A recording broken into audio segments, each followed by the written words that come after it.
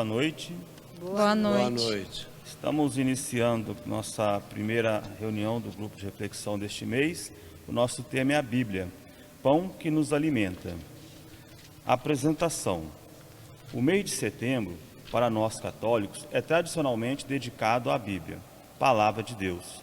É verdade que durante todo o ano procuramos valorizar a Bíblia nas celebrações da Eucaristia e da Palavra, nos grupos de reflexão e de oração, nos retiros espirituais, nas diversas reuniões da comunidade, etc.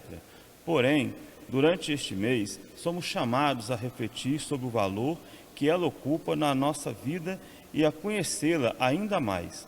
É por isso que, a cada ano, a CNBB propõe o estudo aprofundado de um dos livros da Sagrada Escritura, durante o mês de setembro. Neste ano, estudaremos o livro de Deuteronômio. É importante lembrar que a palavra de Deus mesmo é Jesus Cristo. Ele é a palavra encarnada. No princípio era a palavra, e a palavra se encarnou e habitou entre nós. A Bíblia Sagrada é a palavra de Deus escrita, revelada por Deus e que deve ser acolhida com fé e vivenciada com alegria e esperança. São Jerônimo dizia que ignorar as Escrituras é ignorar o próprio Cristo. Na Constituição Dogmática Dei Verbum, no número 21, encontramos a seguinte afirmação: a Igreja venerou sempre as Divinas Escrituras como venera o próprio corpo do Senhor, não deixando jamais, sobretudo na Sagrada Liturgia, de tomar e distribuir aos fiéis o pão da vida, quer da mesa da palavra de Deus, quer da mesa do corpo de Cristo. Tudo isso nos leva a perceber a importância e a centralidade que a Sagrada Escritura deve ter na vida do cristão. Em comunhão com a Igreja e com a proposta da CNBB, o roteiro de reflexão deste mês será sobre a Bíblia Sagrada, apresentada como alimento para a nossa caminhada de fé. No terceiro encontro deste mês, faremos um breve estudo do livro de Deuteronômio, oferecendo pistas de compreensão deste livro sagrado. Boa reflexão. Oração inicial. Senhor Jesus, vossa santa palavra ilumina o mundo. Sem ela seria simples criatura a caminhar perdidos nas trevas do pecado. Vossa santa palavra nos mostra o caminho a trilhar, rumo à nossa salvação. Vossa santa palavra nos alimenta, como o maná alimentou vosso povo a caminho da terra prometida. Nós vos pedimos, Senhor, a perseverança, a fidelidade, a vossa santa palavra, para que, iluminados pelo vosso Espírito Santo, sejamos capazes de anunciar a palavra de Deus e colocá-la em prática, pois só assim seremos capazes de transformar a nossa sociedade, que tanto precisa da vossa justiça e da vossa paz. Amém. Acolhido. Irmãos e irmãs, seja bem-vindo neste primeiro encontro do mês de setembro, mês dedicado à Bíblia. Iremos refletir e rezar sobre a palavra de Deus, conhecendo alguns de seus aspectos gerais. Isto é importante para nós, uma vez que a Bíblia guia nosso seguimento a Jesus. Precisamos conhecê-las bem, a fim de vivê-las na vida cotidiana. Cantemos. Toda a Bíblia é comunicação de um Deus amor, de um Deus irmão. É feliz quem crê na revelação, quem tem Deus no coração. Jesus Cristo é a palavra, por imagem de Deus Pai. Ele é vida e verdade da suprema caridade.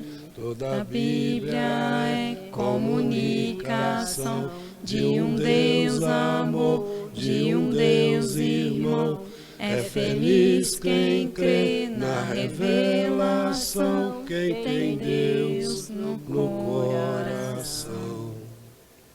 Deus é o autor da Bíblia. As verdades reveladas por Deus, contidas na Sagrada Escritura, foram escritas por mãos humanas sob inspiração do Espírito Santo. A palavra Bíblia significa livros. Segundo a tradição, a Bíblia começou a ser escrita cerca de 1000 anos antes de Cristo, com a colaboração de vários escritores. Seu último livro, o Apocalipse, foi escrito por volta do ano 80 depois de Cristo. A lista dos livros santos é chamada Cânon das Escrituras. Cânon do grego significa medida, regra. O cânon católico compreende 73 livros, 46 no Antigo Testamento e 27 no Novo Testamento. A organização atual dos livros da Bíblia foi definida no Concílio de Trento, em 1546. Os livros bíblicos do Antigo Testamento podem ser divididos em vários grupos. Essa divisão é didática para a nossa reflexão, não necessariamente dogmática, mas como a tradição da Igreja a costuma usar para estudos. No primeiro bloco, Pentateuco, está Gênesis, é o livro que conta como tudo que existe começou, como surgiram os seres humanos, inclusive a entrada do pecado e do sofrimento na humanidade. Ilustra que Deus escolheu Abraão, através de quem ele criaria um povo escolhido e surgiria a linhagem do Messias prometido. O livro que conta a passagem e considerada a mais importante da história do povo de Israel, a saída dos israelitas do Egito, onde viviam como os escravos. Essa libertação deu origem à primeira Páscoa, Levítico. É o livro que trata fundamentalmente das normas do culto, numa referência aos levitas e aos primeiros sacerdotes judaicos, responsável pelo exercer a função sacerdotal em favor de seu povo. Números. Tem esse nome como referência aos 2 censos que foram realizados para a contagem do povo de Israel. O primeiro aconteceu logo após a saída do Egito, e o segundo um pouco antes de entrarem em Canaã, quase 40 anos depois. Trata das crises da travessia do deserto rumo à terra prometida. E, por fim, Deuteronômio. É de autoria atribuída a Moisés, profeta, que viveu em torno de 1300 anos antes de Cristo e liderou a libertação do povo israelita da escravidão no Egito, sob a orientação do próprio Deus, e recebe este nome por significar repetir a lei ou segundo a lei. No segundo grupo, encontramos os históricos. Esses livros mostram que a história de Israel depende da atitude que o povo toma na aliança com Deus. Se o povo é fiel à aliança, Deus lhe concede a bênção, que se traduz no dom da terra e na prosperidade. Se o povo é infiel, atrai para si mesmo a maldição, que se concretiza como fracasso e perda da terra. Dentre eles, os primeiros livros são Josué, Juízes, 1º e 2º Samuel, 1º e 2º Reis.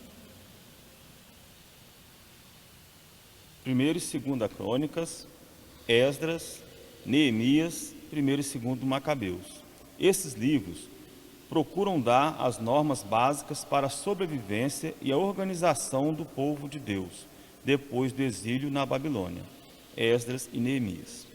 Para fundamentar essas normas, eles repensam a própria história do povo, desde seu início, 1ª e 2ª Crônicas.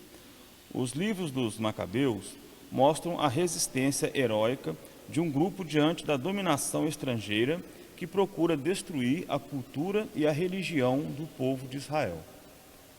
Segundo, Ruth, Tobias, Judite e Esther.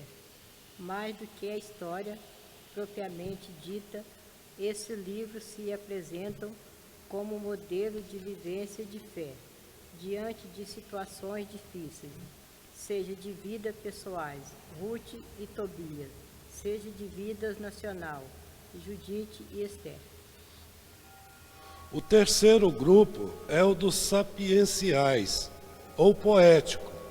Seria aqueles livros que trazem, normalmente, fala das coisas da vida, do dia a dia, do povo, e engloba a sabedoria popular, nascida do meio do povo, e a sabedoria mais elaborada, nascida da corte. São os livros de Jó, Salmos, Provérbios, Eclesiastes, Cântico dos Cânticos, Sabedoria e Eclesiástico. O quarto grupo é chamado de proféticos, pois registram as mensagens de Deus ao povo de Israel e Judá, na forma de discursos e sermões, visões e experiências da vida dos profetas. Algumas das mensagens são de julgamento e advertência, enquanto outros anunciam perdão e a renovação. Esses livros são Isaías, Jeremias, Lamentações, Baruque, Ezequiel, Daniel, Oséias, Joel, Amós, Abidias, Jonas, Miqueias, Naum, Abacuque, Sofonias, Ageu, Zacarias e Malaquias. O quinto grupo trata-se dos evangelhos e dos atos dos apóstolos. Os evangelhos de Mateus, Marcos, Lucas e João são um gênero de literatura do cristianismo primitivo, que conta a vida de Jesus a fim de preservar seus ensinamentos ou revelar aspectos da natureza de Deus e do modo de agir do cristão. Evangelho é uma palavra de origem grega, que significa boa notícia. É a mensagem de salvação e esperança. Os Atos dos Apóstolos apresentam o caminho da igreja, que prolonga o caminho de Jesus até os extremos da terra. São as narrativas de como o Espírito Santo prometido faz nascer a comunidade cristã e a impulsiona para testemunhar e anunciar a palavra e a ação libertadora de Jesus. Sexto grupo são as epístolas paulinas. Paulo escreveu a epístola para as comunidades que visitaram, pregando e ensinando e deixando um tesouro inegociável para inspirar a vida e a prática de nossas comunidades. As epístolas paulinas, Romanos, Coríntios, Gálatas, Efésios, Filipenses, Colossenses, Tessalonicenses, Timóteo e Tito. E por fim, como sétimo grupo, as chamadas cartas católicas, escritas como cartas circulares para serem lidas em várias igrejas e de escritores distintos. A carta aos Hebreus é uma reflexão sobre o papel de Cristo como sumo sacerdote ou mediador da nova aliança. Carta de Tiago apresenta os seguintes temas principais, como suportar provocações, buscar sabedoria e viver de acordo com a fé que professamos. Primeira e segunda carta de Pedro, destinada aos fiéis que estavam sofrendo perseguições. Primeira e segunda e terceira carta de João, para que as pessoas crescem que Jesus é o Cristo, o Filho de Deus, e para que, crendo, pudessem ter vida eterna e abundante, e vida em abundante. Carta de Judas tem como propósito principal advertir contra os mestres imorais e as heresias da época, que colocavam em risco a fé dos cristãos. Por fim, o livro Apocalipse, que quer dizer literalmente revelação, quer advertir os cristãos quanto aos perigos internos e externos e fortalecer as comunidades para os momentos difíceis da perseguição do Império Romano às comunidades cristãs. Era necessário que elas se convertessem voltando à opção original pelo seguimento e perseverando no testemunho fiel a Jesus. A Bíblia foi dividida em capítulos por Stephen Langton, arcebispo de Cantuária, Inglaterra, em 1227, e em versículos pelo tipógrafo Robert Stephanus, de Paris, em 1551. Os idiomas originais da Bíblia são 3: hebraico e aramaico para os livros do Antigo Testamento e grego para os livros do Novo Testamento. Palavra sábia. São Jerônimo é o grande tradutor da Bíblia para o latim. Afirmou desconhecer a Sagrada Escritura e ignorou o próprio Cristo. São Francisco nos ensinou.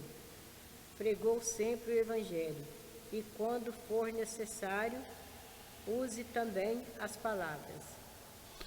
Madre Teresa de Calcutá disse: a palavra de Deus é Deus que nos fala, para que calemos a nossa voz e escutamos a sua lei. Santo Isidoro falou: quando rezamos, falamos com Deus. Quando lemos as Sagradas Escrituras, Deus fala conosco. Uma das razões por que a palavra de Deus é importante para nós consta na segunda carta a Timóteo. Toda a Escritura é inspirada por Deus e útil para ensinar, para repreender, para corrigir e para formar na justiça. Por ela, o homem de Deus se torna perfeito, capacitado para toda boa obra. Fato da vida. Maria Aparecida da Silva Borges, conhecida como Dona Aparecida, moradora do distrito de Monsenhor Horta, em Mariana, dá o seu testemunho de vida. Conta que nasceu num vilarejo chamado Mamonas, onde foi criada com muita rigidez por sua mãe, que não a deixou estudar, temendo que ela começasse a escrever cartinhas para namorados. Com isso, ficava um pouco aborrecida, pois as crianças de sua idade estudavam e ela não. Mas tinha muita vontade de conhecer a palavra de Deus e não se deixou abater pelo analfabetismo. Então, aos 13 anos de idade, entrou para a Irmandagem das Filhas de Maria, onde ficava encantada ao ouvir as pregações do padre Avelar. Foi aí o seu primeiro contato com a palavra de Deus. Mesmo não sabendo ler, estava atenta às leituras bíblicas. A partir daí não parou mais. Entrou para o apostolado da oração e sempre servindo à comunidade. Aos 26 anos, casou-se com o senhor Celso, também analfabeto e muito temente a Deus. Juntos criaram os filhos dentro da igreja, participando das missas dominicais, das conferências de São Vicente de Paulo, grupo de reflexão, novenas de Natal. Nos encontros de reflexão, mesmo quando os outros participantes faltavam, a Dona Aparecida e o senhor Celso sempre estavam presentes, junto à coordenadora. Mesmo não sabendo ler e escrever, tinham grande entendimento da palavra de Deus. Sempre ajudavam na partilha da palavra com muito entusiasmo. Hoje, aos 56 anos, já viúva, Dona Aparecida continua firme em sua missão e leva consigo seus netos. Palavras de salvação, somente o céu tem pra dar. Por isso meu coração se abre para escutar, Por mais difícil que seja seguir, tua palavra queremos ouvir.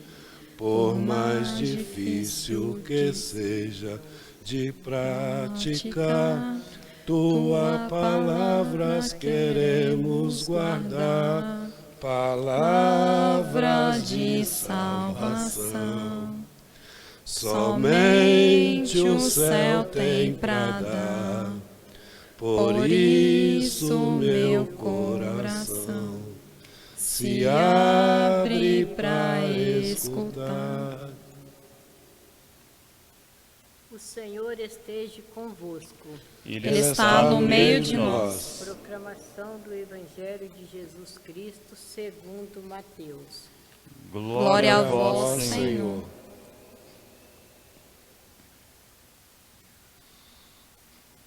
Por aquele tempo, Jesus pronunciou estas palavras: Tu te dignaste, Pai, Senhor do céu e da terra, porque escondeste estas coisas aos sábios e os entendidos, e as revelaste aos pequenos? Sim, Pai, eu te bendigo, porque assim foi do teu agrado todas as coisas que me foram dadas por meu Pai. Ninguém conhece o Filho, senão o Pai. Ninguém conhece o Pai, senão o Filho, aquele a quem o Filho quis revelar. Vinde-se a mim, vós todos, que estáis aflitos sobre o fardo, eu vos aliviais. Tomais meu jugo sobre vós, e recebeis minha doutrina, porque sou manso e humilde de coração, e a chamarei a repousar para a vossa alma, porque meu jugo é suave, meu fardo é leve. Palavra da salvação. Glória a vós, Senhor. Para refletir. 1. Compare o fato da vida e o fato da Bíblia.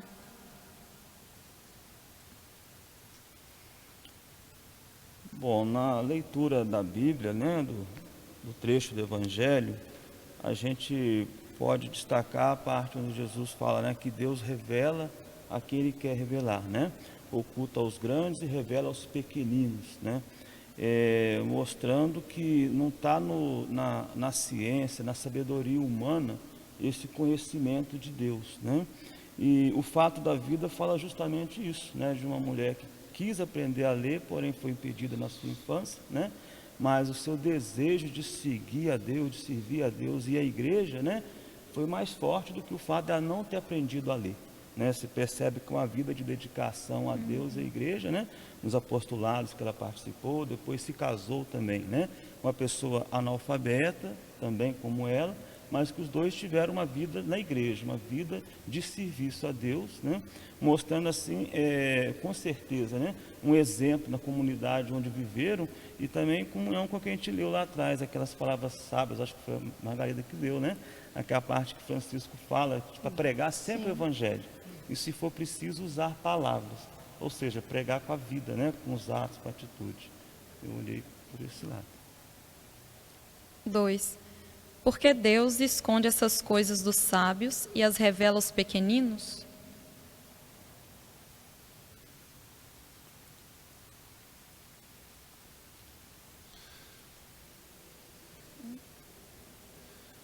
Então, se a gente for pegar, né, a gente viu uma palavra aí até então, assim, muito desconhecida para nós, né? Trento, né? Trento. O Trento foi um concílio, o 19º concílio do Vaticano, né? Em 1545 a 1546, né? Então, se a gente pegar isso, a cultura daquele povo na época era uma cultura assim, onde não tinha muito muita escola, as pessoas eram privadas de conhecimento.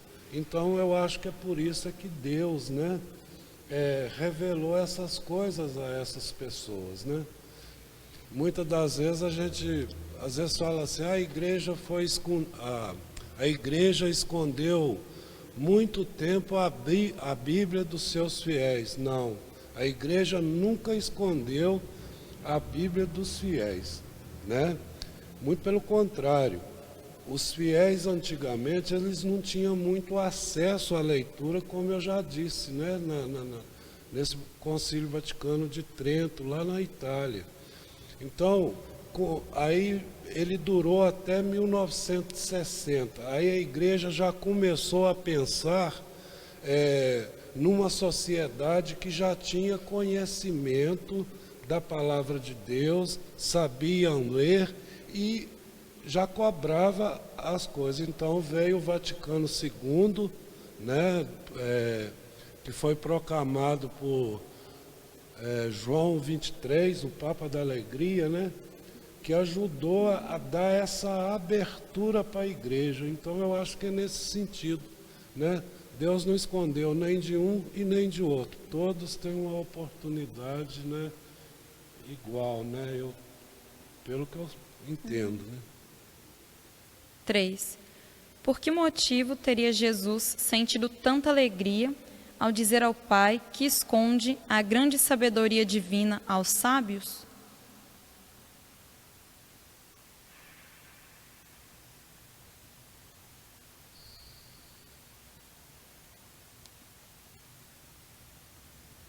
Eu creio que vem do fato de Deus realmente não fazer essa acepção de pessoas, né? Separação de pessoas. Você está assim, dentro de um sistema, né? É muito normal aqueles que têm mais conhecimento ocupar posições de destaque, né? E sobre os outros, né? Até. Né? E quando você vê, assim, quando Jesus fala que Deus revela aos pequeninos, mostra que Deus está muito além desse sistema, que muitas vezes oprime, né? Que Deus não olha pelo mesmo olhar, pelo mesmo prisma humano, né? Por isso que eu acho que a alegria de Jesus foi dizer que Deus revela aos pequeninos, né? Oculta aos sábios, não que a pessoa ser sábio seja impedimento de ter Deus, né? No primeiro momento você até imagina isso aqui, né? Não é longe disso, né? Inclusive também tomar cuidado, senão a gente cai naquela ignorância séria. Então não preciso de ler, não preciso de conhecer, não é nada disso, muito pelo contrário, né? Jesus diversas vezes fala, né, para poder olhar as escrituras, cuidar e ter nelas a vida eterna, fala assim, né, com os escribas, com os fariseus da época também, né? A verdade é que, igual o próprio texto que a gente leu, diz que, acho que foi palavra de São Jerônimo, se não estou enganado, né, que ignorar as escrituras seria o mesmo desconhecer as escrituras seria o mesmo que ignorar Cristo. Sim. Então, assim, é necessário buscar esse conhecimento, né? Mas não com aquela grandeza de que, pela minha sabedoria, eu acho que está na humildade o fato de você reconhecer primeiro que necessita de Deus. E essa necessidade de Deus te busca conhecer Ele, né? É como uma relação assim de amor, né? Você conhece alguém, se apaixona por alguém, você tem que conhecer, não tem? Você quer conhecer cada vez mais, né? Então, se Deus nos chama a gente adquirir esse amor a Ele, eu creio que essa necessidade também de buscar o conhecimento. E não o contrário, não o conhecimento que leva a Deus. Eu imagino que é por aí. Pergunta para o plenário. Em seus trabalhos na comunidade, a Bíblia tem sido colocada em primeiro lugar como ferramenta principal?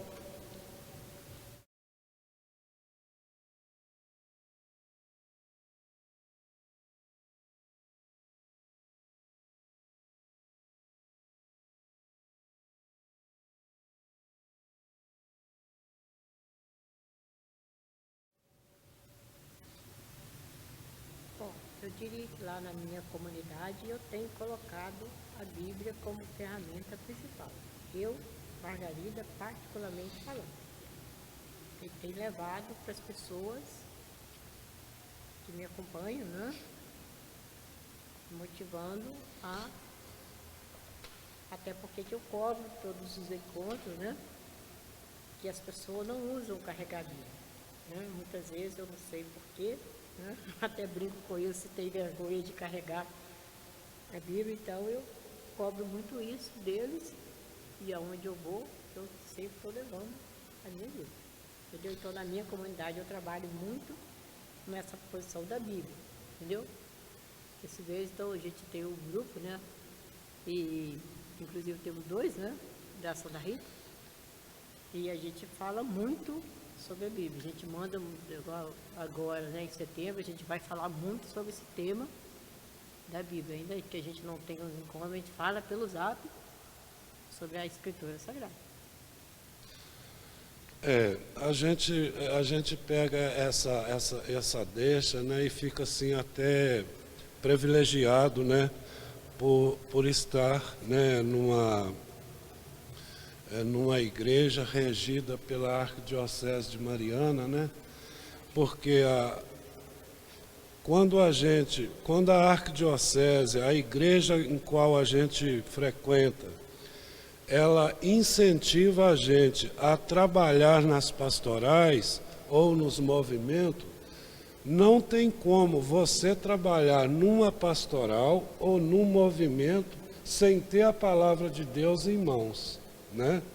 Então, por exemplo, se eu atuo nos grupos de reflexão, eu vou refletir a palavra de Deus, então, né?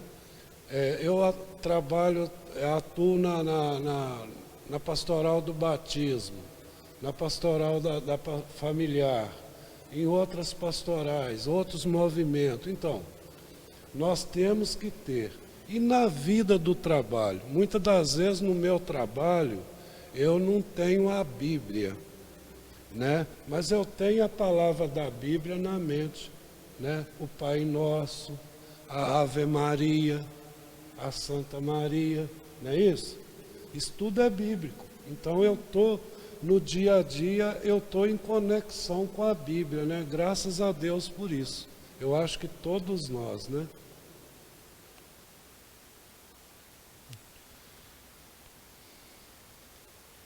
Gesto concreto. Façamos as reflexões desse trecho do Evangelho, respondendo estas 3 perguntas.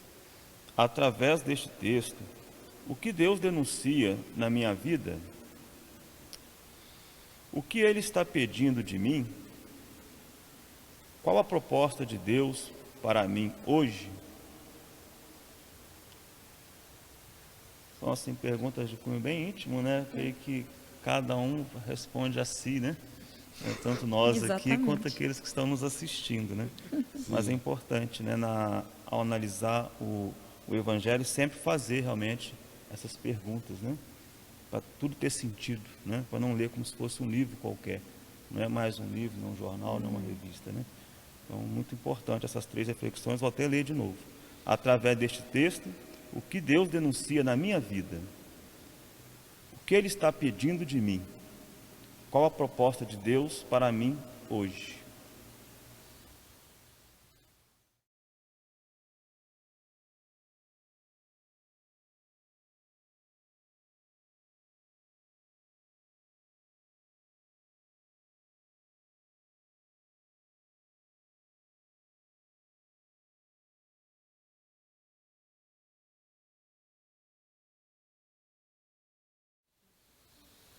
Oração final.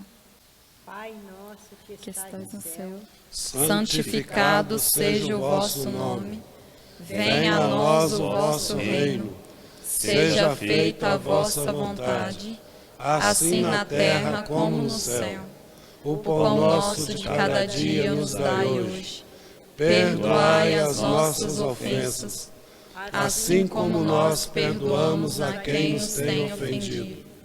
E não nos deixeis cair em tentação, mas livrai-nos do mal. Amém. Ave Maria, Cheia de graça, o Senhor é convosco. Bendita sois vós entre as mulheres. Bendito é o fruto do vosso ventre, Jesus. Santa Maria, Mãe de Deus, rogai por nós, pecadores, agora e na hora de nossa morte. Amém. Glória ao Pai, ao Filho e ao Espírito Santo. Como era no princípio, agora e sempre. Amém. Estivemos reunidos em nome do Pai, do Filho e do Espírito Santo. Amém. Amém.